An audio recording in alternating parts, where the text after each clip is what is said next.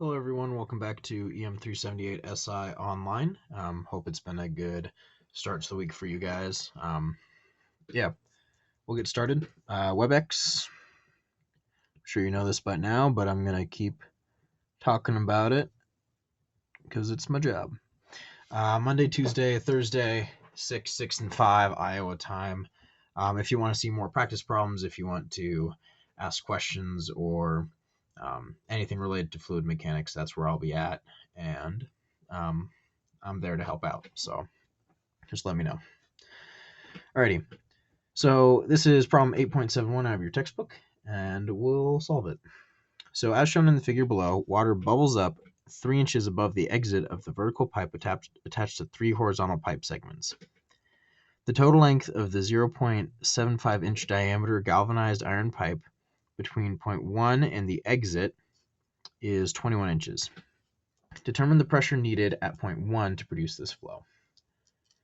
So anytime we see flow through a pipe where different points are represented, where it looks kind of like a system, we're going to be using the Bernoulli equation. And in this case, we're going to have a head loss term, and we'll see what that looks like. So just the general form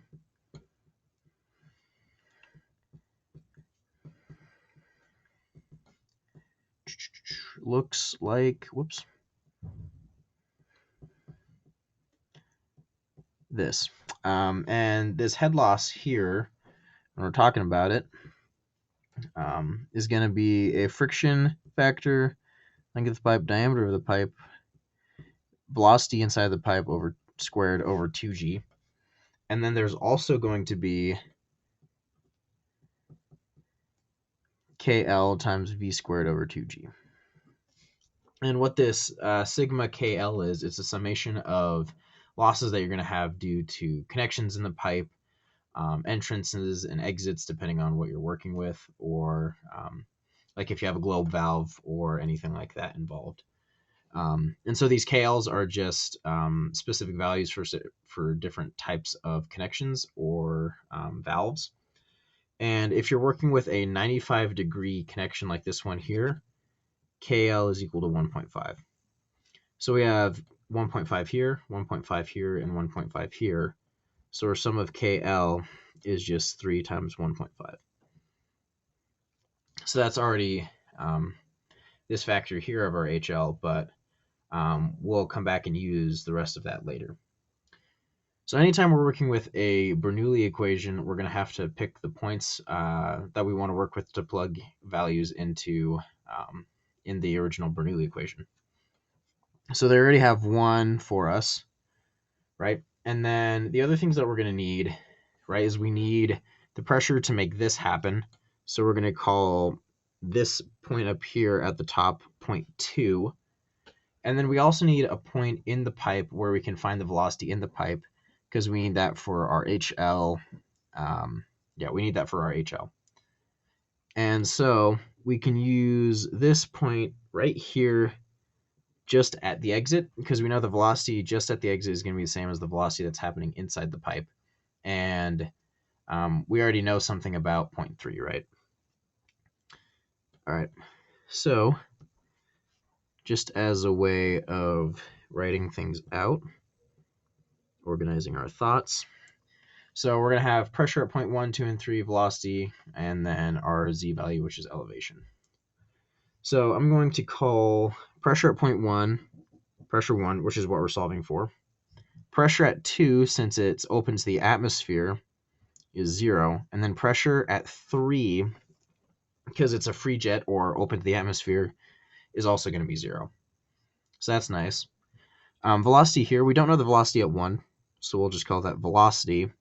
And that's going to be the same velocity that's happening at 3, right? Because that's going to be the same velocity inside the pipe here as is happening inside the pipe over here. And then what we know about point 2 is that it's a stagnation point, meaning the velocity is 0. And then for elevation, we're going to just work with these heights here. So elevation point 1 is 0, elevation of point 2 is 4 inches, and elevation of point 2 is 7 inches, elevation of point 3, that's the 4 inches. Sorry.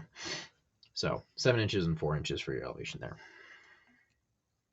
So now all we have to do is start plugging in numbers and working our way towards this right here. So starting with between 1 and 2, we're just going to plug these values into the Bernoulli equation. So starting at side the 0.1, we don't know 0.1, that's over gamma. We don't know the velocity, that's over 2g, but we know the elevation is 0, and then we have minus HL. That's going to be equal to pressure at 2 is 0, velocity at 2 is also 0, and then the elevation of 2 is 7 inches. All right, so that we don't really have much that we can work with there just yet. So let's look instead between 2 and 3. So starting at 2, pressure at 2 is 0, velocity at 2 is 0, and then elevation at 2 is 7 inches. I'll put that into feet. And then what do we know about the HL between 2 and 3? Well, our HL is going to be 0 because it's not in the pipe. So there's no connections that we have to worry about. There's no frictional forces that we have to worry about. So we can consider HL to be 0. And then on the right side at 0.3, we're going to have a very similar situation because it's going to be 0 pressure, v squared over 2, and we'll go ahead and put in our gravity in this case, which is 32.2 feet per second squared, and then our elevation, which is plus 4 over 12. And what we can do with this here is we can solve for our v in the pipe, which is going to be, if you do the algebra and you work everything out, let's see where I wrote it down here. All right, 4.01 feet per second. So we know that now. That relates to 0.1 and 0.3, and we can work with that back up here. So now we know everything in this top term, or this top equation, sorry, except for pressure 1 and this friction factor here. Because this is the same velocity here and here and here and here, and we know some of KL. We know length and diameter, so we're looking for this friction factor. And there are two ways that we can find friction factors, and one is if it's laminar and the other one is if it's turbulent. So we have to figure out which one it is. So we need the Reynolds number. And I'm going to use the version of VD over nu. Make that look a little bit. There we go. All right, so it's 4.01 times our diameter of 0.75 over 12. That's given right here. And then our nu, which is a constant for water that we have, and that would be given to you on an exam, is 1.21 times 10 to the negative fifth. And this is going to get you 2.07 times 10 to the fourth. That's going to be greater than 4,000, which means it is turbulent. That means we're going to use a Moody chart to find our friction factor, meaning we also need the relationship between epsilon over d. And since we know it's a galvanized iron pipe, we know what our relative roughness is, and that's 0.0005 over 0.75 over 12 is our diameter. We get 0.008. Then knowing our Reynolds number and our epsilon over d, we get that our friction factor from the Moody chart is 0.039. Again, if you don't like the Moody chart, you can always use the Holland or Colebrook equation. You might get a slightly different F value, but it's the same idea. So no worries there. And then we can plug that back in up here to our HL, and we'll have all our numbers. So we get that P1 over gamma. What is gamma? Gamma is 62.4. Whoops. 62.4. There we go. Is equal to, we're going to move stuff over here. Let's see, 7 over 12. And then since all of these, this term, both have v squared over 2g, we're gonna factor that out, make our lives a little bit easier.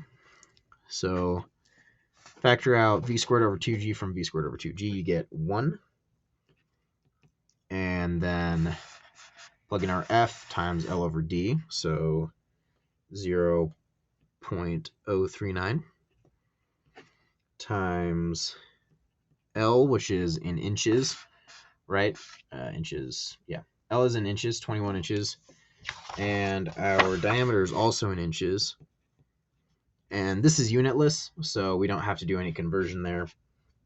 And then plus our sigma KL, and since we've factored out v squared over 2g, we can just write in our 4.5. So we have all our numbers now. You just have to multiply 62.4 over times all of this. And what you're going to get is that your P1 is equal to 0.750 PSI,